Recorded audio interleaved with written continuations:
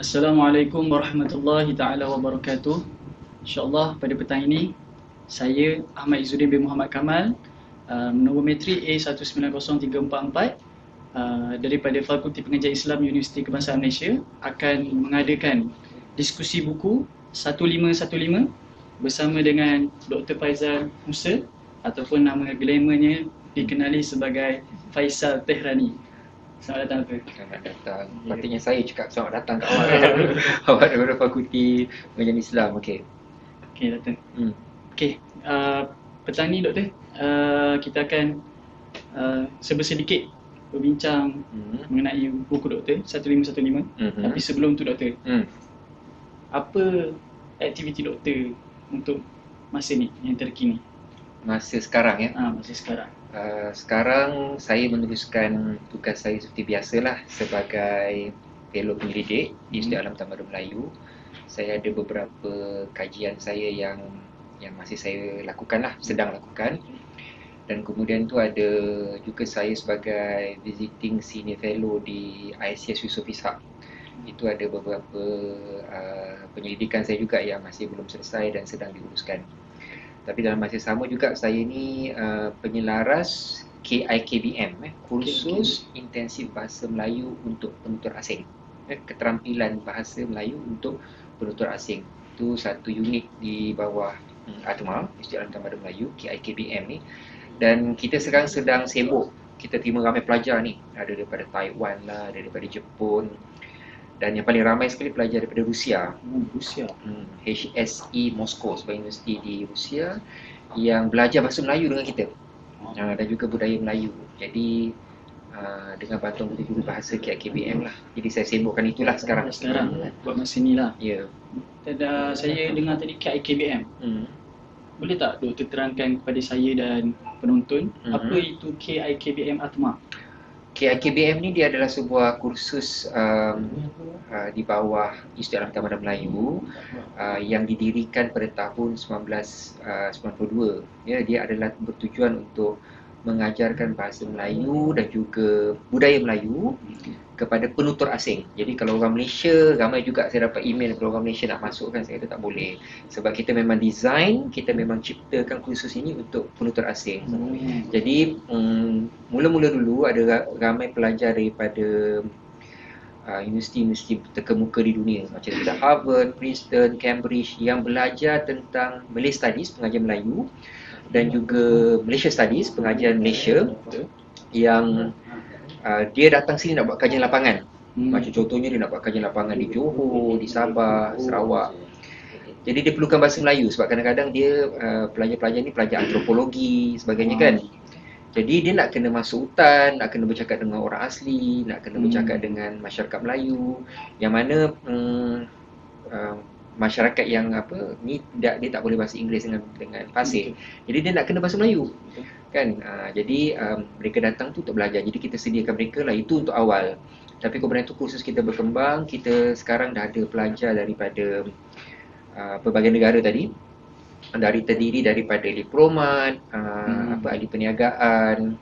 Kemudian tu ada juga suri rumah yang ikut suami dia datang sini kan, tapi dia warga asing, tapi dia nak isi masa lapang sebagai contoh.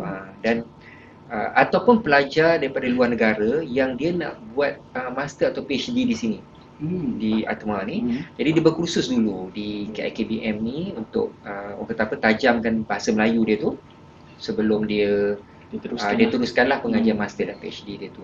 Macam tu. Faham. Oh, itu KIKBM sebenarnya. KIKBM. ATMA, menariklah. Ni Doktor, baru ni UKM baru menerima Net Chancellor baru. Doktor mengenali secara dekat Profesor Supian Yusof. Dia Profesor Supian ni dia adalah pengarah sebuah institut macam Institut Alam Tamadun Melayu juga, IKEMAS ni, Institut Kajian Malaysia. Dan saya pernah beberapa kalilah bekerjasama dengan beliau lah, maksudnya ialah ada kerja lah dengan beliau ya. Sebagai pengurusi peperiksaan lisan, kemudian tu ada 2-3 kali lagi lah hal lain. Jadi saya mengalu-alukanlah pelantikan ini, dan kita di ATMA, KIKBM khususnya, sebab saya penyelaras KIKBM kan akan sedia bekerjasama dengan beliau lah untuk memajukan UKM ni. Okey. Hidup UKM. Hidup UKM. Okey, baik doktor. Boleh kita duduk Okey. untuk kita teruskan Okey, lagi boleh, perbincangan boleh. kita. Nak duduk. Okey.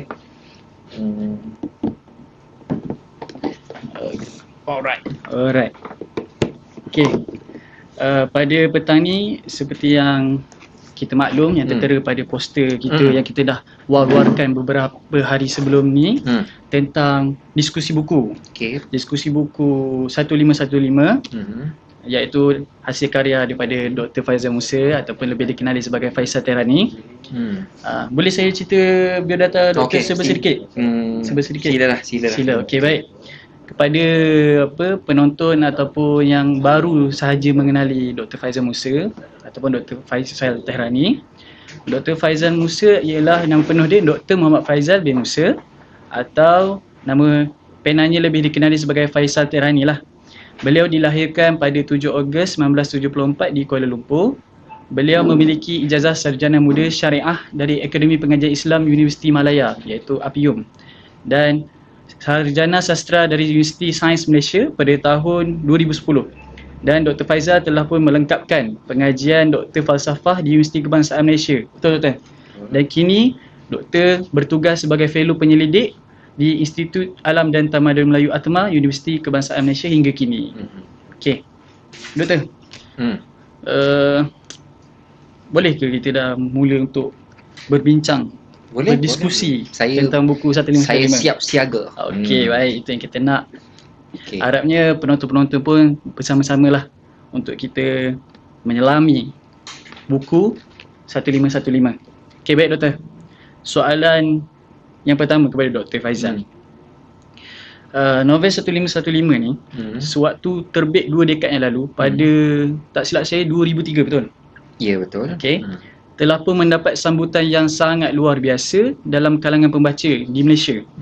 Tak kurang ramai yang menanggapi 1515 juga adalah karya terbaik daripada doktor. Dan 2 dekad kemudian 1515 masih menjadi buku yang terlaris di reruai penerbit kawah buku sewaktu Pesta Buku Antarabangsa Kuala Lumpur tempoh hari lah. Buku ni masih laris lagi. Orang beli lagi, orang cari lagi. Walaupun di selepas 2 dekad. Masih lagi orang mencari. Jadinya, bolehkah doktor kongsikan mengapa doktor memilih untuk menulis sebuah novel yang sifatnya jungkir balik sejarah? Apakah hadiah sastra kumpulan utusan ini memang sentiasa mencari karya-karya yang unik sebagai pemenangnya? Terima kasih Izu untuk pengenalan tentang saya tu. Dan juga satu ulasan yang mungkin pemurah untuk tentang 1515 tu, yang nak kata dia macam mana menarik ni, sama ada menarik ataupun yang paling terbaik atau tidak ya. Saya rasa gini, dia saya masih hidup lagi lah kot. Jadi kan kalau saya nak menghasilkan karya yang mungkin lebih canggih dari 1515, insyaAllah mungkin saya ada masa lagi lah. Jadi nak kata dia terbaik tu mungkin belum lagi lah kot. Untuk doktor belum lagi. Saya pun rasa macam belum puas meneroka menulis lagi gitu. Dan apa ni, hakikat bahawa ia dicari di Pesta Buku Antarabangsa Kuala Lumpur tu, saya berterima kasih kepada penerbit kita lah, Kawah Buku Cirakayasa yang menerbitkan kembali 1515 ni lah. Walaupun dalam tahun-tahun sebelum ini pun ada juga novel ini diterbitkan oleh Gerak Budaya. Saya rasa Izzuddin mungkin baca yang 1515 terbitan Gerak Budaya tu, cover warna merah tu kan, cover warna merah tu. Jadi ada kenapa saya tulis sesuatu novel yang jungkir balik. Jadi jungkir balik ni dia maksud dia bukan ikut urutan macam A, B, C, D, E kan. Tapi 1515 ni ditulis mungkin C mula dulu, kemudian tu dia jadi E, patah balik ke A, B, C. Jadi dia pusing-pusing lah, jungkir balik lah. Dia tengah terbalikkan itu. Jadi plotnya tu plot jungkir balik dipanggil. Maksudnya ada plot yang ikut urutan macam tadi lah, A, B, C, D, E, tapi saya buat jungkir balik. Saya mula daripada C, patah balik ke A, pergi ke E, pergi ke D. Jadi plot ni dia sebab akibat. Jadi sebab akibat tu dia berpusing-pusing, jungkir balik. Jadi pembaca yang kena baca dan tahu mana satu A, mana satu B, mana satu C, D, E kan. Oh, pembaca bukan, doktor bukan memberi je, pembaca pun kena berfikir. Pembaca pun kena berfikir macam tu. Jadi mungkin dia dapat hujung dia dulu tapi dia tahu awal dia apa. Jadi awalnya tu dia baca, kata patutlah gini macam tu bila dia baca kan. Jadi dan kenapa saya tulis jungkir balik tu, benda ni pun dah lama, 25 tahun kot kan. Ini edisi Dwi Dasa dia panggil. Dwi Dasa ni 20 tahun lah ya. 20 tahun lebih lah, dekat kedua dah maksudnya. Jadi saya pun tak ingat kenapa saya pilih jungkir balik, tapi satu sebab yang paling jelas ialah saya suka bereksperimen. Saya satu orang yang suka melakukan uji kaji lah. Dan bila saya tahu sesuatu tu saya nak uji. Jadi kalau dalam penulisan kreatif dia ada plot tu sebab akibat, dia kena ikut urutan tu. Tapi saya bertanya, bagaimana kalau kita tak ikut urutan? Kita datangkan hujung dulu, kemudian baru datangkan awal. Jadi dia satu eksperimen saya lah, satu uji kaji yang saya lakukan. Kemudian tu adakah waktu itu Hadiah Sastra Utusan mencari tahun 2002 dia masuk pertandingan kan, yang Izu sebut tadi tu, dia masuk pertandingan Hadiah Sastra Utusan pada waktu tu. Sekarang tak ada lah. Utusan pada waktu tu dia ada surat khabar. Mungkin generasi Izu, Gen Z, Gen Alpha ni tak pernah tengok surat khabar lah kan, sebab sekarang ni semua digital, online kan. Semua digital. Jadi dulu ada cerpen, ada juga puisi, dibuka untuk novel, puisi. Jadi saya masuk pertandingan itu untuk novel. Okay? Jadi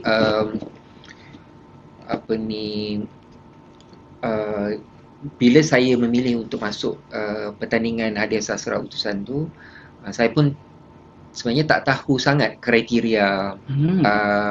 Sebab macam bila saya menyertai tu, saya tak ada rujukan. Apa dia itu Hadiah Sastra Utusan. Kemudian tu pada waktu tu juga dia sebenarnya adalah novel remaja. Pertandingan sayembara novel remaja Hadiah Sastra Utusan. Jadi saya pun masa tu, sebab saya bukan macam Izzuddin sebut tadi, walaupun saya telah pun berguru dengan Syahrul Ahmad di peringkat sarjana, tapi saya masih lagi orang daripada ijazah ijazah muda sarjana syariah kan, daripada syariah lah, bidang syariah. Jadi saya pun tak berapa tahu sangat novel remaja itu apa gitu kan. Kriteria dia. Kriteria dia apa. Dan kriteria tu mungkin berbeza antara Dewan Bahasa dan Pustaka punya kriteria novel remaja. Saya dulu banyak menulis di majalah-majalah dewan. Dengan kriteria yang diberi oleh Utusan mungkin ada beza. Jadi saya pun tidak begitu menyedari apakah dia definisi dia tu. Jadi waktu itu saya belasah tulis je lah. Dan sebenarnya waktu saya menulis tu, dia bukan sangat sebenarnya saya nak masuk pertandingan tu, sebab saya menulis satu yang eksperimen. Kemudian saya berfikir agak-agaknya eksperimen ni berjaya ke tak. Kalau saya hantar sayembara, sudah tentu naskah ini akan dibaca, manuskrip akan dibaca, sebab akan ada juri-juri daripada kalangan profesor-profesor sastra kan. Jadi mereka akan baca, mereka akan nilai, mereka akan beritahu sama ada saya ditolak terus ataupun diterima. Jadi dia akan ada laporan hadiah sastra dipanggil kan. Jadi itu yang akan menjadi saya punya orang kata rujukan lah, panduan saya balik. Maksudnya betul ke tak aku buat ni, macam tu. Jadi saya tak fikir sangat untuk menang pun pada waktu tu. Dan sebab saya pun tak tahu sangat kriteria dia, definisi novel remaja yang dipegang oleh Hadiah Sastra Utusan. Jadi untuk kata bahawa adakah penganjur sayembara tu mencari karya yang unik atau tidak, saya pun memang tak tahu. Tak pasti. Saya tak pasti, macam tu. Kiranya doktor masuk tu untuk cek pengalaman mencuba nasib ke? Ya, macam itulah, mencuba nasib itu kan. Macam kalau orang menyanyi tu masuk nyanyi je lah gitu kan. Jadi macam masuk tiba-tiba masuk akhir gitu saringan bintang RTM gitu. Jadi saya pun tak tahu macam tu. Tapi rezeki lah doktor. Rezeki. Dapat meraih. Memang saya waktu tu macam menang. Lepas tu keluar muka depan surat khabar utusan keesokan hari lepas menerima hadiah tu daripada Perdana Menteri waktu tu, Dr. Mahathir. Jadi saya pun macam, dalam masa tu saya banyak jerawat kan. Alamak gitu. Jadi muka depan lah pula gitu kan, macam tu. Okey doktor. Menarik kisah doktor pada ketika itu tentang buku 1515. Jadi soalan seterusnya kepada doktor. 1515 menggunakan wacana Occidentalism, memaparkan imej barat dari sudut pandangan peribumi, berbeza dengan Orientalism yang biasa kita temui. Apakah yang mendorong doktor untuk mencabar naratif sejarah barat sedia ada tentang kejatuhan Melaka dan menghasilkan wacana balas ini dalam novel 1515? Wow. Tak sangka ni soalan daripada Izzuddin ni, daripada Fakulti Pengajian Islam gitu kan. Dia Occidentalisme yang Izzu sebutkan tadi tu, dia bahasa Arab dia al-istighraq. Al-istighraq. Barat. Gharb. Ya, barat, betul. Kita test je tadi pelajar Fakulti Pengajian Islam, dia dapat tangkap. Al-istighraq ni itu Occidentalisme. Jadi yang biasa kita dengar Orientalisme, maksudnya ialah orang barat, dia kaji kita timur. Betul. Kan. Sekarang ni Occidentalisme ialah kita di timur ni, kita kaji dia. Kita kaji dia, lepas tu kita kata, dia gini-gini. Ni dia baca kita kan, dia kata dia kaji kita, dia kata kita pemalas lah, kita apa lagi, suka tidur lah, apa sejarah kita gini-gini lah gitu kan. Ni tak, kita pula baca dia. Kau ganas rupanya, kau buat kat Indian macam ni dekat Amerika. British, kita kaji dia, kau ni mempunyai sifat seorang penakluk, penjajah kan, kolonialism gitu. Macam itulah. Jadi kita pula kaji dia. Jadi apa soalan Izzu tadi ialah kenapa saya menggunakan sudut pandang Occidentalisme tadi kan. Dia gini, Occidentalisme ni, al-istighraq ni, saya pada waktu tu saya suka baca buku-buku Hasan Hanafi. Dia jarang-jarang saya sebutkan nama Hasan Hanafi ni sebab mungkin saya baca Ali Syarati, Mutahari, sampai orang panggil saya Tehrani itulah sebab agak akrab dengan gagasan-gagasan yang diterbitkan atau dimunculkan daripada dunia Parsi Iran kan. Tapi juga saya baca juga Malik bin Nabi daripada Algeria. Waktu itu, waktu umur saya umur gitu, kita baca Hasan Al-Banna lah, Maududi lah, banyak kan karya-karya gagasan seperti itulah. Tapi ada salah satu tu ialah Hasan Hanafi. Dia daripada Mesir. Hasan Hanafi ni dia tulis pasal istighraq, Occidentalisme itulah.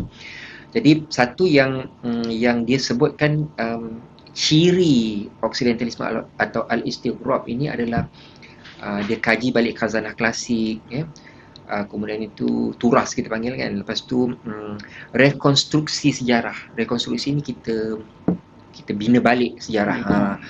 Jadi reconstruction kan.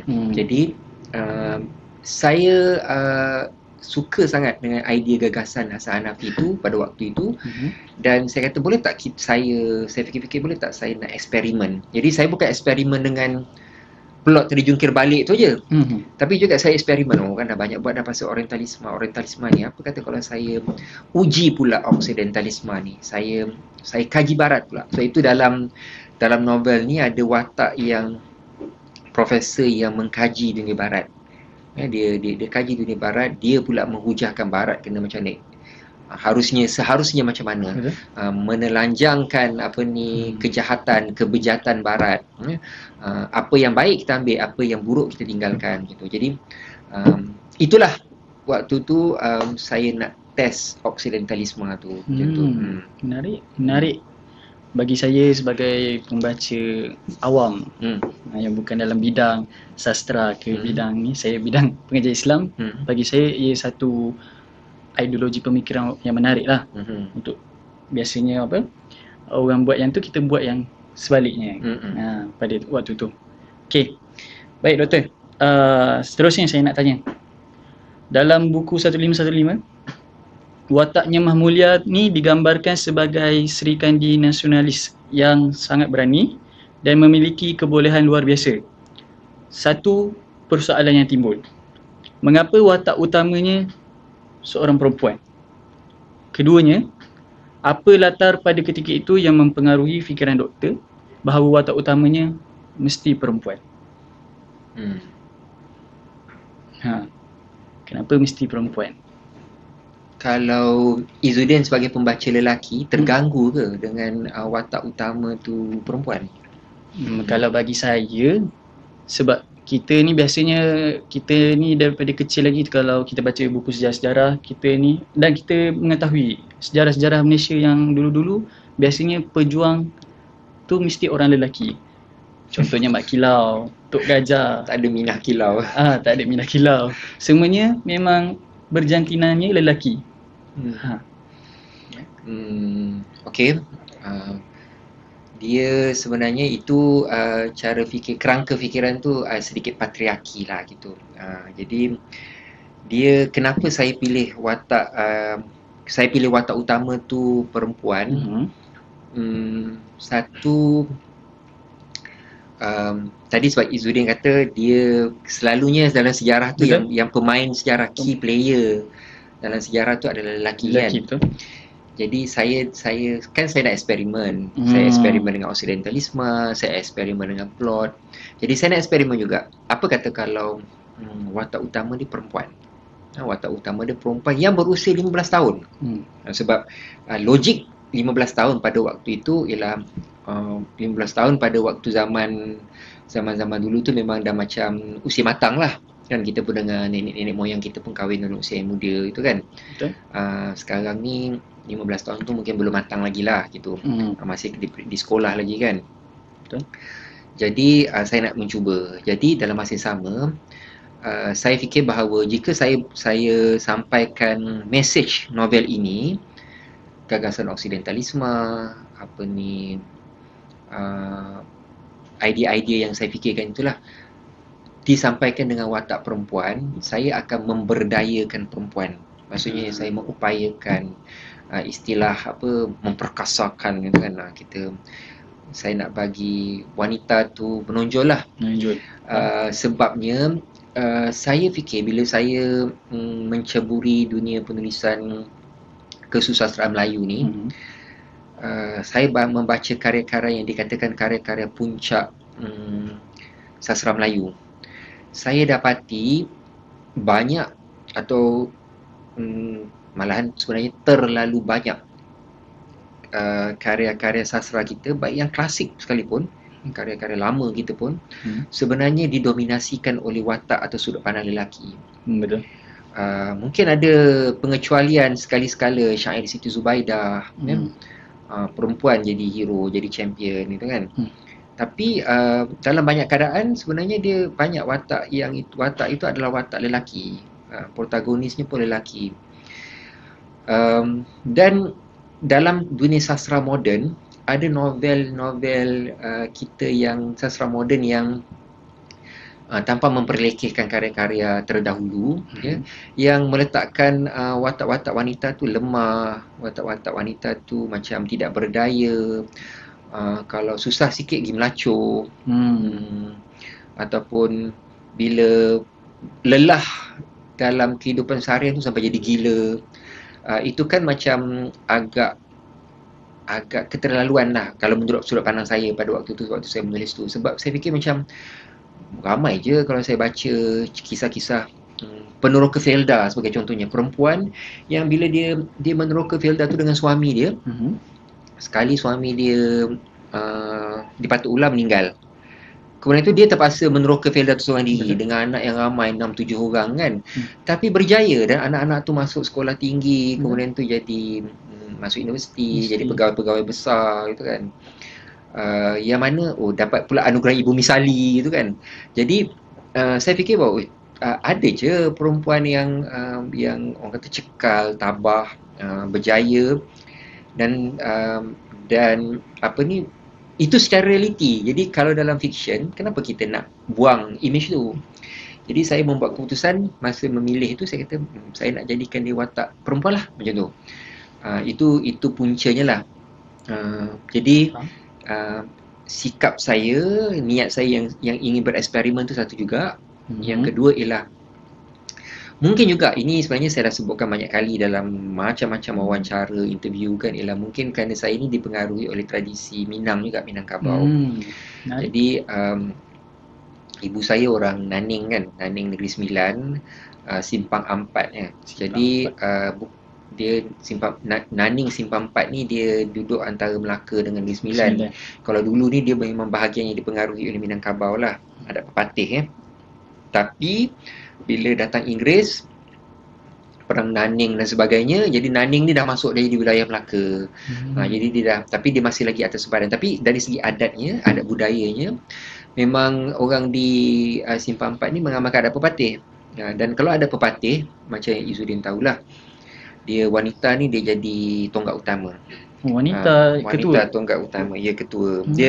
Dia kebalikan daripada sudut pandang patriarki, dia matriarki, maksudnya ialah wanita, induk, perempuan. Tapi dia tidaklah bersalahan dengan agama Islam pun sebenarnya, yang seperti mana yang setengah orang fikir bahawa lelaki harus jadi ketua dan sebagainya kan. Rijal qawwamuna 'alan nisa itu kan, so, datang ayat-ayat seperti itu kan. Tak pun macam tu sebenarnya, ialah dia mengiktiraf peranan wanita sebagai manager, managerial position itu diangkat. Jadi lelaki pergi bekerja, duduk kat luar kan, jadi balik dah petang atau dah malam. Jadi banyak benda aspek rumah tangga ataupun urusan seharian yang tidak diketahui. Jadi dia pada dia ialah macam why not perempuan yang membuat keputusan. Jadi macam tu. Dan bila kalau lelaki dia boleh cari harta, perempuan dia perlukan harta gitu untuk jaga status dia sebagainya kan. Jadi itu dia punya fadail kebijaksanaan daripada adat pepatih tu, yang sebenarnya saya tak fikir dia bertentangan pun dengan Islam. Jadi mengambil kira itu semualah, latar-latar semua itu, maka 15 itu saya munculkan jadi watak utama dia tu perempuan. Dia mempengaruhi lah pada latar belakang doktor begitu itu sebab keluarga doktor daripada tu. Faham? Menarik. Dan satu lagi doktor, watak Nyemah Mulia, kenapa doktor memberikan nama Nyemah Mulia? Okey. Dalam ni yang edisi Dwi Dasar ni, saya ada terangkan sikit. Dalam ni yang ada, yang Izzuddin baca yang gerak budaya tu tak ada kan. Tapi dalam ni yang edisi ni ada apa kat sini tu? Dia ada ada terangkan lah. Ada terangkan lah pasal Nyemah Mulia tu. Kalau contoh orang nak tahu kenapa nama watak Nyemah Mulia, orang sana, orang awam, pembaca-pembaca di luar sana perlu dapatkan lah yang edisi ni. Dia macam saya sebenarnya macam ni, saya bukanlah beritahu secara langsung kenapa watak tu nama dia Nyemah Mulia, tapi mungkin saya beritahu proses berfikir saya pada waktu itu, kenapa terbit nama Nyemah Mulia. Sebab ramai juga orang datang jumpa saya, itu Nyemah ni nama yang sangat arkaik lah, sangat klasik kan. Tak jumpa dah kot nama watak wanita Nyemah kan. Nama orang perempuan kita sekarang ni Nyemah tak ada kot. Tapi dalam ni saya dah beritahu siapa nama Nyemah ni itu kan. Dan jadi sebenarnya nama Nyemah ni kalau di negeri Melaka ni biasa sebenarnya. Orang-orang dulu memang biasa. Jadi saya nak bayangkan Melaka zaman 1511, 1915 pada waktu tu kan. Jadi saya nak cari nama yang seklasik mungkin. Jadi pada waktu tu saya fikir macam ni nama yang paling lama lah gitu. Faham. Baik, menarik. Kalau para pembaca nak tahu apa nama Nyemah tu dipilih oleh Dr. Faizal, bolehlah dapatkan yang edisi paling baru 1515 di Kawah Buku doktor. Di Kawah Buku ataupun boleh beli di platform Kawah Buku lah. Maksudnya internet ke Shopee lah apa ke semua kan. Boleh carilah gitu. Jangan lupa dapatkan di sana. Okey doktor. Thank you iklan. Ada iklan sikit. Okey. Seterusnya doktor. Apakah doktor seorang nasionalis, pejuang bangsa yang tegar? macam takut dengar ni, macam ayahanda. Adakah saya seorang pejuang bangsa, Pejuang bangsa nasionalis juga. Dia mungkinlah 15 ni, kalau ada, mungkin kalau orang yang bukan Melayu baca, mungkin dia mungkin akan rasa dia Malay all over tu kan, Melayu daripada awal sampai akhir tu kan. Tak ada Melaka pergi jajah Portugal lah gitu kan, maksudnya macam hebatnya Melayu tu kan. Tapi sebenarnya walaupun saya terpengaruh dengan novel-novel, maknanya saya membaca novel-novel Christmas bagi contoh, pengarang-pengarang Asas 50. Asas 50 ni adalah pengarang-pengarang yang pada waktu zaman sebelum kemerdekaan mereka menulis karya-karya untuk mengangkat bangsa Melayu. Sebab saya banyak baca karya-karya diorang, ada daripada dalam rak buku mak saya tu, saya tarik buku Christmas, Rimba Harapan lah dan sebagainya. Bila saya baca Pak Sako sebagainya kan, jadi walaupun saya banyak membaca tu, tapi saya dalam secara sedar saya fikir saya bukanlah seorang nasionalis sebenarnya. Cuma satu dalam fikiran saya ialah kerana pengaruh daripada oksidentalisme tadi, gagasan yang dikemukakan oleh Alistair Robb tadi kan, yang saya baca daripada buku-buku karya-karya Hasan Hanafi tu. Dan sifat, bila saya baca buku-buku tentang kolonialisme, syariati kan, semua tu, tanggapan saya ialah macam kita kena angkatkan bangsa peribumi dalam segi perlawanan kita dengan bangsa penjajah kolonial ini. Jadi mungkin daripada situ orang adukan saya atau padankan saya dengan gagasan nasionalisme lah. Tapi untuk mengatakan saya seorang pejuang bangsa yang tegar ni kan, bunyi macam agak lucu jugalah, terutama kalau mereka membaca karya-karya saya yang hujung-hujung ni, agak mutakhir ni, mungkin takkan dapat lah yang pejuang bangsa yang dikatakan tegar itu. Sebabnya ialah saya sebenarnya dalam kepala saya waktu saya menulis 15 dan juga karya-karya saya yang lain, macam orang sebut pasal Manikam Kalbu dan sebagainya, dia sebenarnya saya menulis tentang kehebatan bangsa Melayu. Bila kita cerita tentang kehebatan bangsa Melayu, dia tidak bermaksud saya bercerita tentang ketuanan bangsa Melayu. Kan? Malay supremacy dia tak sama dengan kehebatan Melayu. Hebat beza Melayu tu beza lah. Jadi bila kita cerita hebat Melayu ni, kita beritahu Melayu hebat A, B, C, D, E kan, tanpa memperkecilkan bangsa lain pun. Betul. Jadi tak ada niat memperkecilkan bangsa lain pun. Jadi Melayu hebat, Melayu boleh melakukan lebih daripada yang sedia ada. Jadi cara faham saya ialah akal budi Melayu tu harus diangkat, kearifan lokal dipanggil. Jadi itu juga saya tulis dalam buku non-fiction saya yang diterbitkan oleh Intisari, bawa buku juga, Manikam Manikam Budi. Jadi kita cerita pasal arif budi itulah. Jadi kisahnya dia punya kucing pula daripada ni kan. Ngiau-ngiau.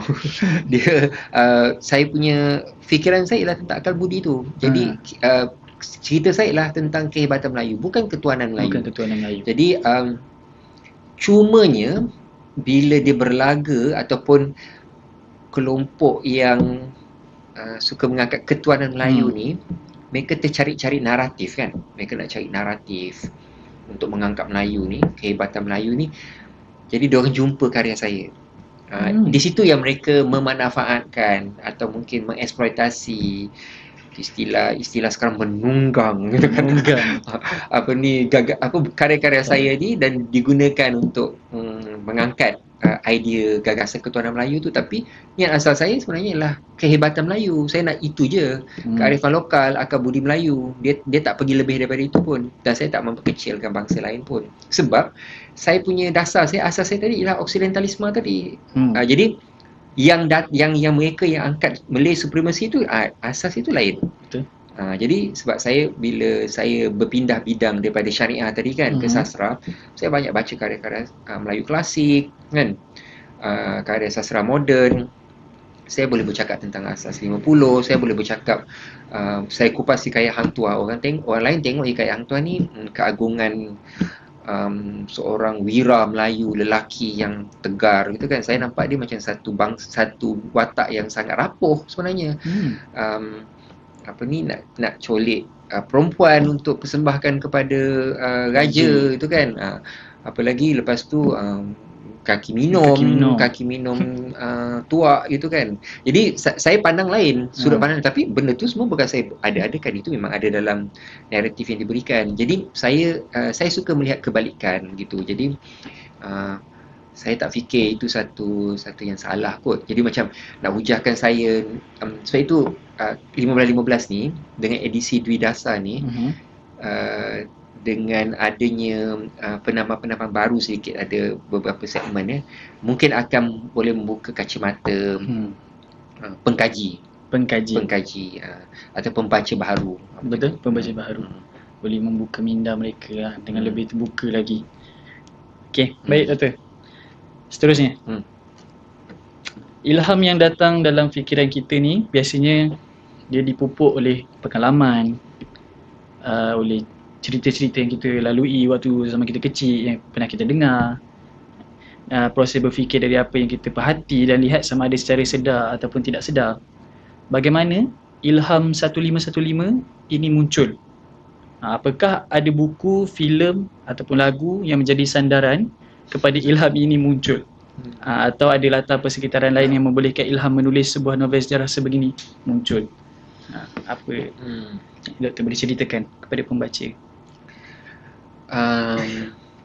Saya tadi saudara Izu sebutkan saya lahir di Kuala Lumpur kan. Tapi saya sebenarnya dibesarkan di negeri Melaka. Maksudnya ialah dalam usia saya 5-6 tahun waktu tu, saya tak ingat pun saya di Kuala Lumpur. Duduk di Quarters Hospital Kuala Lumpur tu, saya berpindah ke Melaka. Jadi Melaka yang saya pindah tu maksudnya ialah hujung tahun 70-an, 78, 79. Dan ibu bapa saya adalah kaki tangan Hospital Melaka. Jadi saya duduk di Quarters Melaka. Dan Melaka pada hujung tahun 70-an dan awal 80-an tu dia tak sama macam sekarang lah. Tak sama, jauh beza. Dan hari ni pelancong pun ramai, itu kan, senang diakses oleh orang luar itu kan. Dulu tak seperti itulah. Dan dulu tak ada dataran pahlawan tu, tak ada lagi, dia masih laut lagi kat situ. Jadi laut dari Selat Melaka tu dia memang sangat hampir dengan Formosa. Ini fikiran saya itu kan. Saya bayangkan balik. Jadi dia macam padang kota dekat Pulau Pinang gitu. Sangat hampir dengan itu kan. Jadi bila saya mengenang balik hayat saya masa kanak-kanak, saya duduk, kita kalau duduk di Melaka tu macam kita tak tahu nak pergi mana, nak jalan-jalan kan. Ini untuk libur.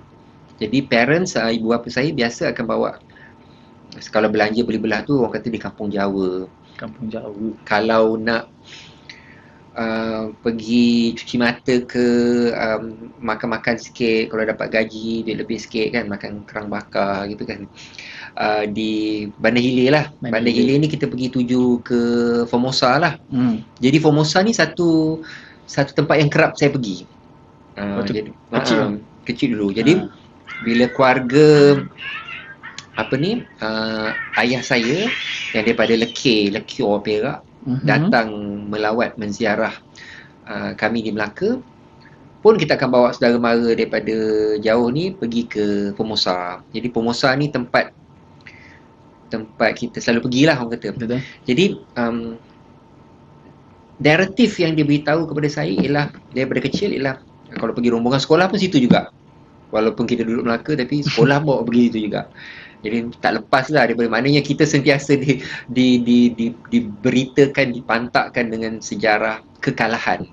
Formosa tu adalah Melaka kalah, justru Portugal telah membina satu monumen, satu kota, nama dia Formosa. Walaupun kota besar tu kan telah dirobohkan, dan Stanford Raffles yang halang supaya pintu gerbang Formosa tu, yang salah satu tu jangan diruntuhkan. Ada itu je, ada Bukit Saint Paul kan. Betul. Jadi tapi itu jadi satu monumen kekalahan, monumen ketewasan. Jadi kan bila orang bawa kita pergi situ, saya selalu fikir macam, buat apa kita pergi tengok tempat ni, pintu gerbang ni kan satu monumen, lambang kekalahan. Bukan lambang kejayaan. Jadi keunggulan ni. Lambang keunggulan. Tapi waktu itu je yang ada di Melaka. Jadi saya selalu fikir macam mana aku nak buat daripada kecil, macam mana aku nak buat bagi Formosa ni dilihat sebagai satu lambang kemenangan. Jadi daripada kecil tu ada dalam kepala saya. Malahan saya ada cerita sikit dalam 15 ni pasal fikiran saya tu.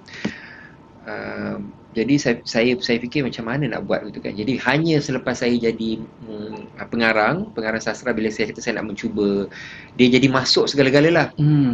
Gagasan oksidentalisme tadi, Plot jungkir balik tadi yang Izzuddin tanya tu, kemudian tu dengan protagonis wanitanya. Jadi dia melengkapkan ramuan uji kaji tadi, eksperimen tadi. Jadi saya nak terbalikkan, boleh tak saya guna Formosa ni jadi sesuatu yang saya jungkir balikkan. Gitu. Jadi itu punca itulah ilham kot. Ilham pada ketika itu. Ilham ketika tu. Jadi kalau nak kata ada lagu ke, novel ke, saya rasa sebenarnya ilham dia ialah kerana pengalaman saya sejak daripada masa anak-anak. Mungkinlah ada secara tanpa sedar di luar sedar saya bacaan-bacaan buku pada waktu itu yang saya masih lagi ada orang sebut ada pengaruh karya-karya Jose Saramago sebagai contohnya. Saya pada waktu itu sejujurnya saya hanya baru membaca karya Jose Saramago yang berjudul Baltasar und Blimunda, novel itu. Novel-novel lain yang puncak dia macam Blindness lah, apa ni lagi yang lain tu saya belum sempat baca. Jadi kalau nak hujahkan bahawa saya terpengaruh dengan Saramago ni dia sebenarnya pengarang daripada Portugal, pun saya rasa kurang tepat. Jadi mungkin dia sejajar lah, dia dalam kajian sastra ada kesejajaran, dia panggil satu gagasan, teori itu. Jadi mungkin di situ adanya. Tapi untuk mengatakan bahawa saya terpengaruh pada waktu itu, saya belum lagi orang kata pun menggulati Jose Saramago tu. Jadi saya percaya bahawa mengenang balik edisi Bidasar ni, saya percaya sebenarnya ilham saya itu datang daripada pengalaman anak-anak tu, fikiran itu daripada kecil. Pintu Formosa tu. Oh, itulah yang doktor inilah. Daripada situlah doktor boleh untuk mengkaryakan 1515 daripada itu. Daripada pengalaman doktor kecil dulu, selalu dibawa berjalan rombong sekolah pun di situ. Jadinya doktor mahu menukar, sebab kita tahu Formosa ni memang lambang kekalahan. Jadi kita nak menggambarkan kepada orang awam bahawa itu bukan lambang kekalahan. Sebab tajuk kita punya bicara ni kan, apakah kita boleh menukar sejarah kan. Jadi bolehlah saya dah buat gitu. Dah terbukti lah Dr. Faisal dah buat. Okey doktor, soalan seterusnya, konsep penyejarahan fiksyen di mana bahan non-sejarah dikemukakan seolah-olah sebagai data sejarah lengkap dengan nota kaki merupakan ciri unik bagi buku 1515. Apakah kepentingan mengaburkan garis antara fakta dan fiksyen ini? Apakah penting untuk berbuat begini? Membiarkan pembaca muda terkeliru antara fakta sejarah dan juga hakikat sejarah yang diinginkan. Apakah tujuannya? Sebagai saudara Izzu sebagai pembaca muda, saudara Izzu terkeliru ke dengan nota kaki tu? Kalau saya sebagai pembaca mentah, orang kata kan, pembaca muda yang mentah, saya bila baca satu karya tu mesti saya akan percaya bulat-bulat apa yang telah ditunjukkan di dalam karya tersebut. Kalau nota kaki tu dibawa, dan saya percayalah itu nota kaki yang betul dibawa oleh penulis. Hmm. Mungkin fakta yang betul. Saya Okay. tidak akan mempersoalkan. Okay, ni Pak Long FT cakap Uncle nak pesan Abang nak pesan ni gitu. Macam saudara boleh cari How to Read a Book. Sebuah buku terbitan Cendekiawan Intisari juga, How to Read a Book. Dia membaca dengan kritis. Kalau kita membaca sebuah buku, kita mesti selalu mempertengkarkan isi buku tersebut. Mesti selalu. Jadi sebab setiap pengarang datang dengan maksud, dengan mesej, dengan agenda. Setiap kajian, terutama kalau datang daripada barat, kan? Ni kan occidentalisme tadi kan. Kita nak tengok orang barat gitu kan. Setiap benda yang dilakukan mesti dengan motif tertentu. Jadi saya selalu berfikir bahawa sebuah novel ini mesti ada maksud, mesti dikarang dengan ada tujuan-tujuan yang tertentu. Kalau kata suzon lah gitu kan, apa buruk sangka lah gitu kan. Tapi dia sebenarnya bukan begitu, dia mempertengkarkan, membaca dengan kritis istilahnya. Jadi bila saya membaca semua buku tentang buku teks tentang kejatuhan Melaka contohnya kan. Hari tu ada satu pembaca 15 ni. Dia hantar mesej DM saya, direct message di Instagram. Dia tanya, doktor rasa kalau bangsa Melayu tak berpecah di Melaka pada waktu tu, ada kemungkinan tak Melaka menang lawan Portugal? Kan? Saya kata ya, memang akan menang. Sebabnya ialah ramai yang bersetuju dengan saya gitu kan. Saya fikir akan menang sebab Portugal datang satu kapal je kot. Flah dia lama je dia datang kan. Paling mungkinlah ada 2-3 buah lagi kapal itu kan, bahtera perang itu kan. Padahal Melaka pada waktu itu kan Aru dan Rokan pun Melaka, Patani pun sebahagian pun Melaka. Kita ni kan adalah warisan Sriwijaya. Maksudnya Sumatera pun Melaka, Johor Riau pun Melaka pada waktu tu. Pahang pun sebagian pun Melaka. Ramainya Melaka ni kan. Besarnya Melaka kan. Tak boleh nak kalah orang satu kapal kot kan. Jadi pada saya lah boleh kalahkan Portugal pada waktu tu. Sebab itu pada saya dalam gambaran saya lah, boleh kot pergi Portugal pula, lawan pula Portugis pada tahun 1515. Jadi apa tadi, kembali kepada soalan tadi, nota kaki. Kan? Jadi saya memikir sebenarnya nota kaki ni, bila saya tulis, biasa saya tulis sebuah novel ni, dia ada banyak draft. Saya percaya semua pengarang yang semacam saya lah, dia akan menghasilkan novel dengan beberapa buah draft. Draft 1 lain, draft 2 lain, dia akan berubah lah sampai draft yang sampai jadi di tangan saudara ni, baca 15 ni, dia dah draft yang dah melalui penyaringan oleh editor pun malahan. Dia dah jadi lebih beza lagi daripada karya pertama yang mentah tu. Jadi saya memasukkan nota kaki ni ialah naskah pada draft yang paling akhir sebelum saya hantar ke sayembara. Maksudnya draft 1, 2, 3 tu, saya tak ingat berapa draft dah saya buat 15 ni, masih belum ada tu nota kaki tu. Jadi tapi di satu peringkat tu, tiba-tiba draft akhir tu saya kata macam, saya nak masukkan nota kaki lah. Itu juga saya ada ceritakan juga dalam edisi Dwi Dasar ni, kenapa saya masukkan nota kaki tu. Jadi dia memang tujuan saya lah tujuan seorang pengkritik, Naim Al-Kalantani, kata penipu yang licik gitu kan. Faisal Tirani adalah penipu yang licik di ML Studio Mat Lutfi. Mat Lutfi tak berani jemput saya. Dia beritahu dia jumpa di PBA KL, dia tak berani. Saya kata, saya cabar dia, Mat Lutfi, saya nak masuk podcast dia, tak berani. Tak boleh, kita hanya untuk pembaca awam. Mat Lutfi, you hear me, gitu kan. Jadi dia kata saya penulis yang licik menipu pembaca. Dia tujuan tadi tujuan occidentalisme lah. Sebab apa yang saya lakukan tadi, semua dia adalah untuk membuatkan orang percaya kan. Dan itu kan sebahagian daripada yang dicadangkan, yang disarankan oleh Hasan Hanafi, iaitu dalam Al-Istighraq dia itulah, ialah rekonstruksi sejarah. Untuk rekonstruksi sejarah dan untuk tengok yang saya sebut tadi, Formosa tu harus jadi lambang kejayaan, kita nak tukarkan kan. Makanya ialah kita kena membuatkan pembaca muda seperti Izu percaya. Jadi itu yang muncul nota kaki tu. Tapi untuk pembaca yang tidak membaca dengan kritis, dia akan telan bulat-bulat lah. Dia akan kata macam, oh, sebenarnya ini adalah sejarah yang telah disembunyikan. Itu kan. Padahal sebenarnya dia memang adalah fiksyen. Nama pun fiksyen, masuk pun pertandingan sayembara novel kan. Jadi novel tu kan fiksyen. Macam tu. Faham. Itulah. Baik, faham. Okey.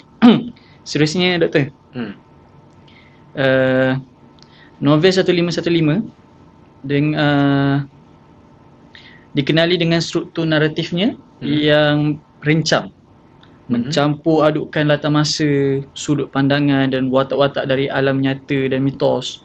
Sebagai penulis muda pada ketika doktor menulis 1515, bagaimana doktor boleh menguasai kemahiran teknik penceritaan yang rencam sebegitu pada ketika itu? Ada tak orang pernah cakap awak muka macam Fatah Amin? Tak ada. Tak ada. Doktor orang yang pertama. Muka dia macam Fatah Amin. Tak ada. Bukan Kita teruskan. Maaf okay. Saya suka menyakat itu. Okey. Rencam dia macam saya kata tadi lah, saya bila saya pindah bidang tadi daripada syariah tadi ke bidang pengajar Melayu, sastra Melayu tu, jadi saya berguru dengan Profesor Shanun Ahmad, Profesor Ali Ahmad, bukan adik-beradik kemudian tu Profesor Zakaria Ali dan waktu tu saya buat pengajian sarjana saya di USM. Tempoh masa tu saya diminta sebab saya pindah bidang. Sekarang ni kerana atas alasan multidisiplin, senang sangat orang pindah bidang. Orang sains masuk, orang sains lah terutamanya. Ini orang sains mungkin tak suka saya cakap. Nak masuk bidang sastra kan. Dia rasa senang sastra. Aku boleh menulis cerpen, so aku nak masuk. Aku tulis puisi 2-3 buah, aku nak masuk sastra Melayu. Kau ingat senang dek? Itu kan tak, gitu kan. Saya dulu waktu saya dengan Shanul Ahmad, Prof Ali Ahmad, Dr. Noria Taslim, Prof Noria Taslim, semua dia orang kata macam no. Kamu kena masuk USM tu, kena masuk dulu kelas pengajian sastra yang peringkat basic sebab dia orang tak percaya saya daripada syariah kan. Dia kata tulis cerpen tak sama macam memahami sastra Melayu. Jadi saya dalam tempoh 2 tahun saya buat sarjana tu, saya membaca sangat banyak. Saya baca karya-karya klasik Melayu, kena katam semua. Dipantau, diperiksa oleh profesor-profesor besar ni.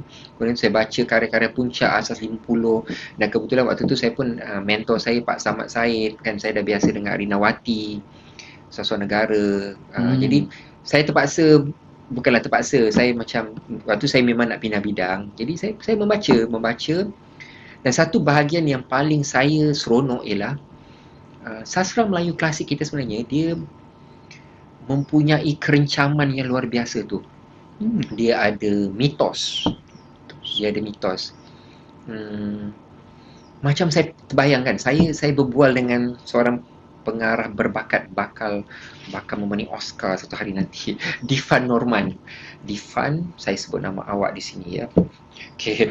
Difan Norman ni dia pernah cakap waktu dia panggil saya Teh. Teh Rani, Teh. Ada tak Teh rasa macam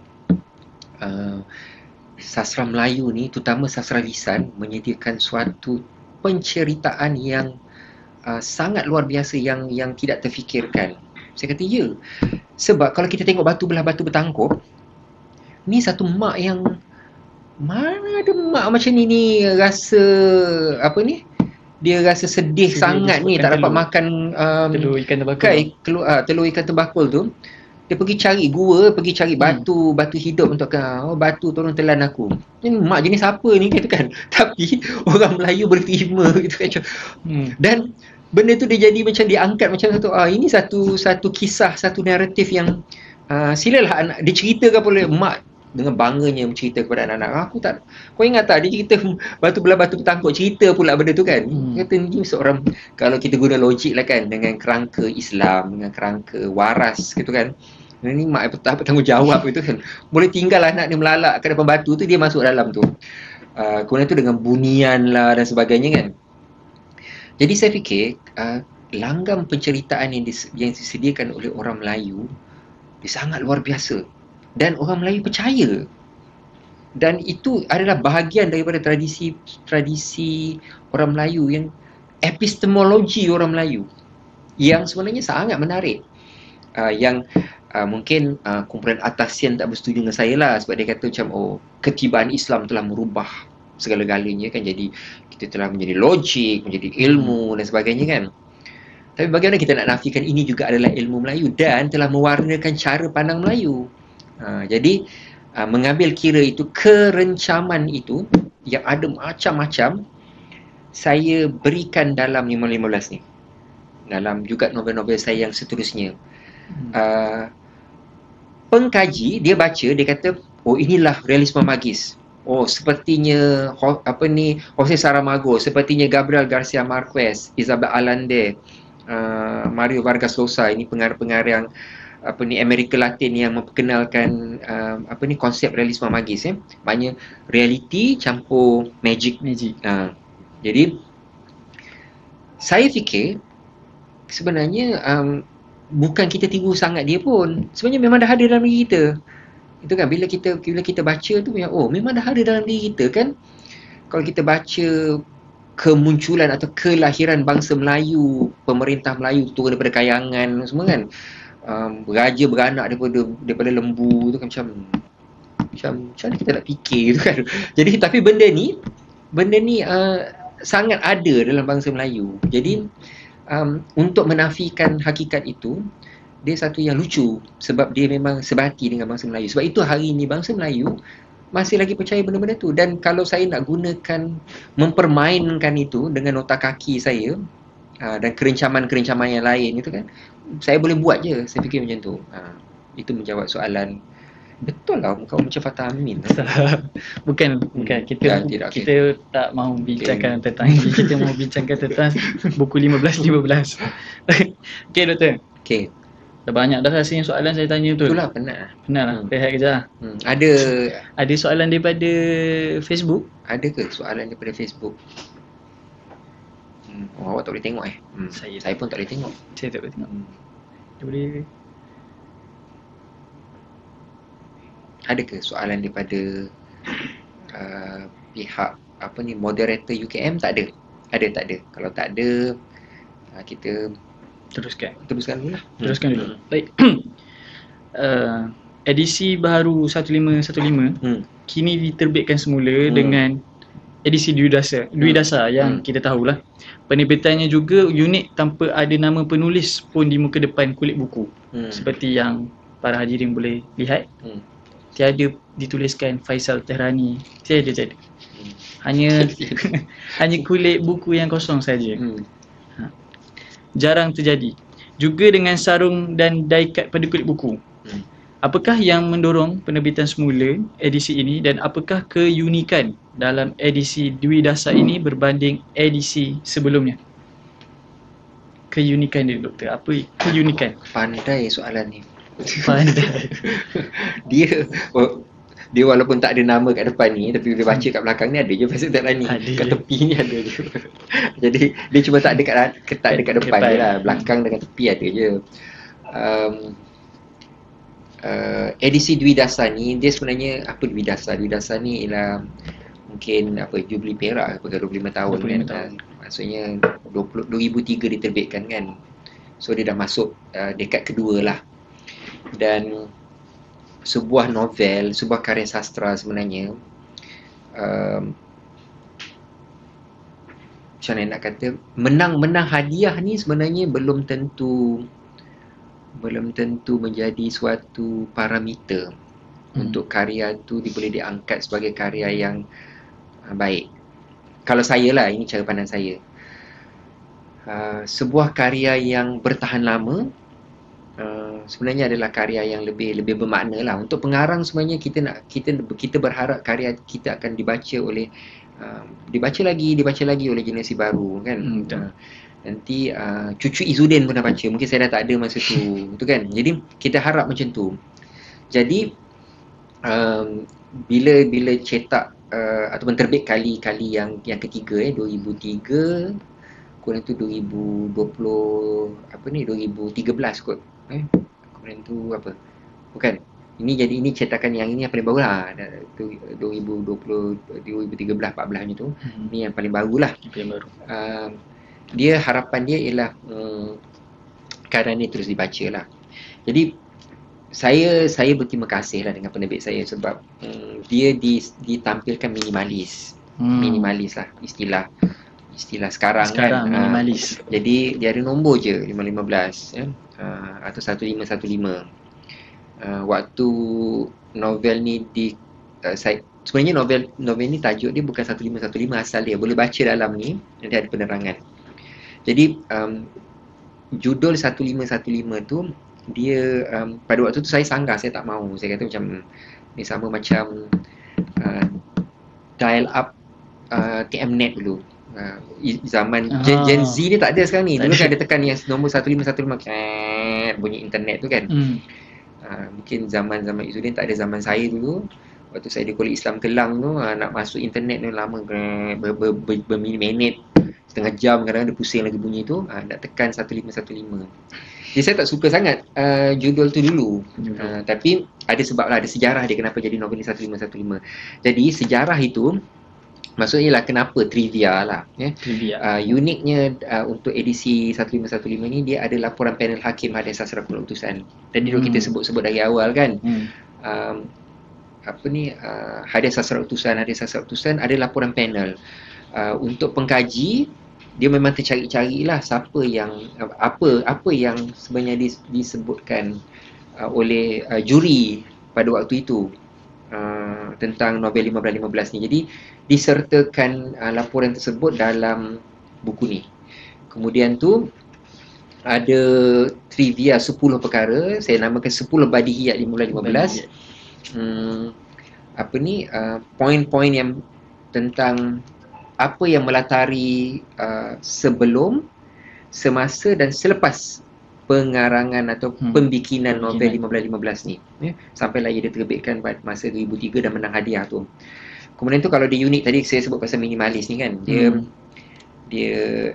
ada die cut lah istilah ni. Ini dia panggil belt lah, tali pinggang kan, sarung itu kan. Jadi di sini. Tapi dia ada 1515 ni dia ada die cut ni lah. Ni dia ada potong-potong tu kan. 1515 tu bila buka ni, buka aku lah pula kan. Jadi inilah dia punya keunikan lah. Saya fikir dia penerbit saya juga dia bereksperimen dengan keunikan cara mempersembahkan sebuah karya. Jadi saya berterima kasih lah juga untuk cantik. Kalau saya sebagai pembaca baharu ke, bagi saya kalau saya tengok untuk first impression kan, untuk pertama kali saya lihat, memang buku ni boleh orang akan tertarik lah doktor. Ya. Awak ada yang sebab edisi merah tu kan? Saya ada edisi merah. Dia nak minta free lah tu. Sebab kan sekarang orang memang suka minimalis. Orang tak suka dia tengok. Orang tengok satu maximalis lah. Orang kalau tengok karak 15-15 mesti orang macam buka apa ni. Boleh ni lah. Boleh pergi jauh lah. Boleh pergi jauh lah. Boleh pergi lah. Boleh pergi ke bulan. Mendunia orang kata. Betul? Okey doktor. Rasanya saya akan tanya kepada doktor ni untuk soalan yang terakhir. Ada soalan post. Soalan. Mungkin ada soalan daripada netizen ya, bukan netizen, pembaca di atas talian.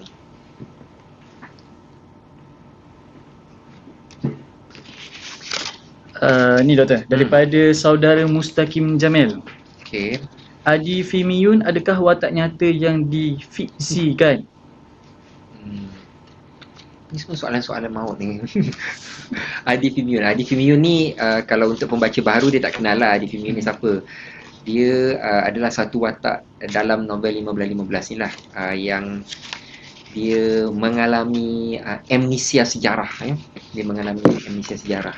Jadi dia adakah watak nyata? Taklah, sebenarnya watak fiction lah. Cuma ialah saya selalu terfikir macam ni. Kan kita ada ramai sejarawan kan, tokoh-tokoh sejarah, profesor-profesor emeritus yang dirujuk oleh orang sebagai parameter atau panduan sebenar dalam sejarah. Oh, kalau profesor ni sebut, dia tak boleh disangkal. Profesor diraja sebut ni, jangan, tak boleh sangkal, gitu kan. Tapi saya terfikir, apa kata kalau profesor tu dia mengalami kenyanyukan, Alzheimer.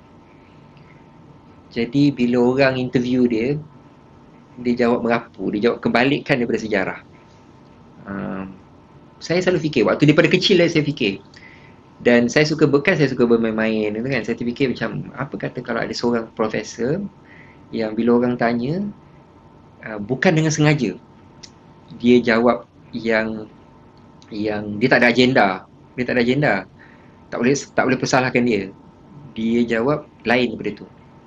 Dia jawab kebalikan yang mengangkat kehebatan Melayu. Boleh tak benda tu berlaku? Sejarawan yang ada agenda ni, yang untuk mengangkat ketuanan Melayu dan sebagainya, memang ramai, terutama sekarang. Tapi apa kata kalau yang tak sengaja dia merubah sejarah?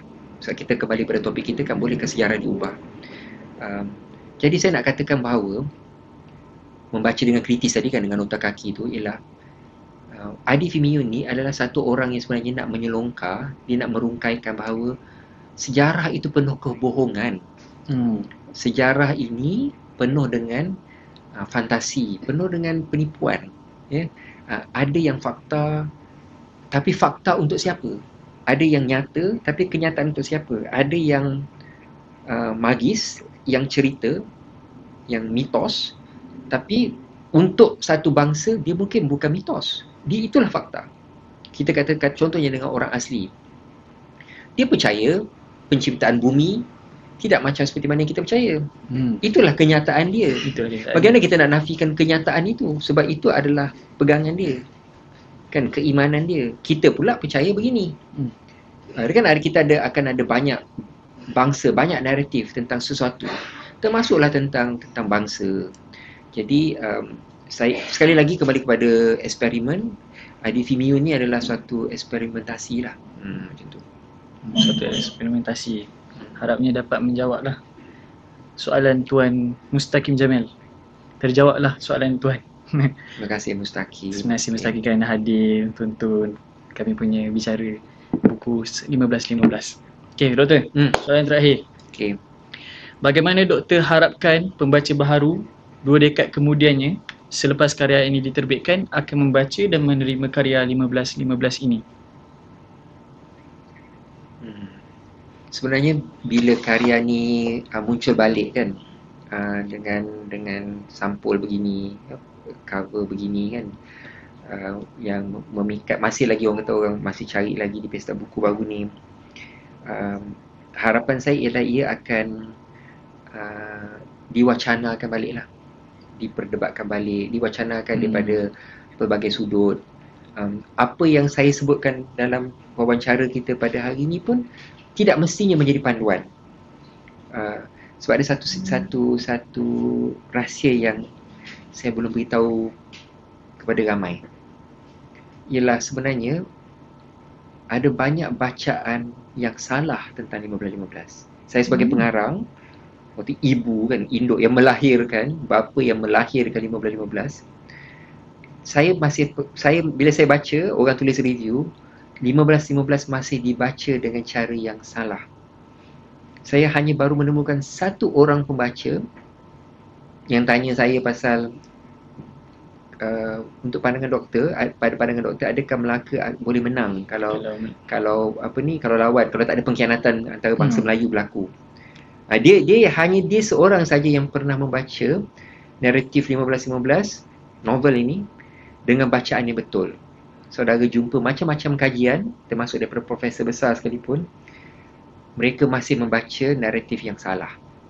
membaca bacaan dengan bacaan yang salah. Saya harap akan ada generasi ini yang membaca berkali-kali. Saya tulis novel ni Izu, dia bukan untuk satu kali baca. Jadi dia sebuah novel yang saudara boleh baca, saudara boleh ulang baca tahun depan, satu kali lagi ulang baca lagi sampai saudara betul-betul rasa puas, lunyai ke, boleh letak stiker, boleh conteng ke apa sebagainya, dan boleh cari. Ini memang bacaan sesuai untuk Gen Z lah, Gen Z dan Gen Alpha, Gen Beta pun malahan. Yang mana maknanya dia boleh mencari bacaan yang betul. Saya masih belum menemukan, baru satu orang tu saya tak nak dedahkan siapa nama dia, biarlah rahsia. Tapi orang tu wujud dan dia bukan pengkaji. Menariknya dia bukan pengkaji sastra. Dan dia pembaca tegar saya lah. Tapi dia tak pernah pergi pesta buku, tak minta signature, tak minta apa, dia memang pesen dia macam tu.